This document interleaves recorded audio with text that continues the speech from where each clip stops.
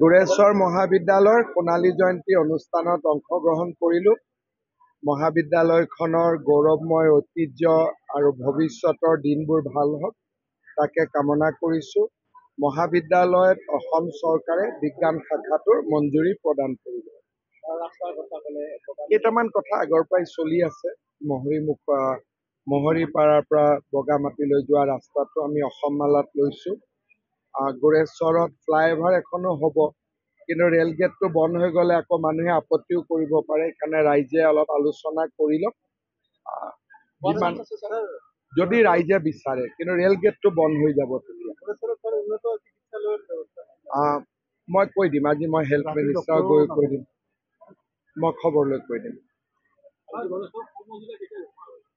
সমজিলা BTADত আমি ঘোষণা নকৰোঁ, BTADয়ে ঘোষণা কৰিব লাগিব। গতিকে BTADয়ে কি ধৰণে ব্যৱস্থা লয়, BTAD ইলেকশ্যনৰ পিছতে হ'ব।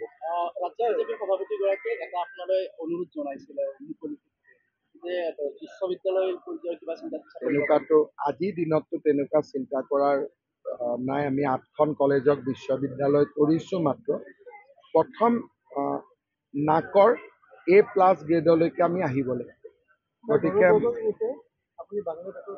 বাংলাদেশত যোৱাত আপত্তি কি আছে? বাংলাদেশটো ভাৰতৰ বন্ধু ৰাষ্ট্ৰ আছিল নহয়। বাংলাদেশত আমাৰ হিন্দুৰ কেইবাটাও মন্দিৰো আছে। ঢাকেশ্বৰী মাৰ দৰে বাংলাদেশত যোৱাত আপত্তি কি আছিলে? বাংলাদেশৰ প্ৰধানমন্ত্ৰীকে ভাৰতে এতিয়া অতিথি কৰি ৰাখি থৈছে। ওদালগুৰিত আজি গৌৰৱ গগৈৰ সভা আছিলে, বহু পলমকৈ আৰম্ভ হৈছে। এতিয়া সেইটোৰো উত্তৰ মই দিব লাগিব।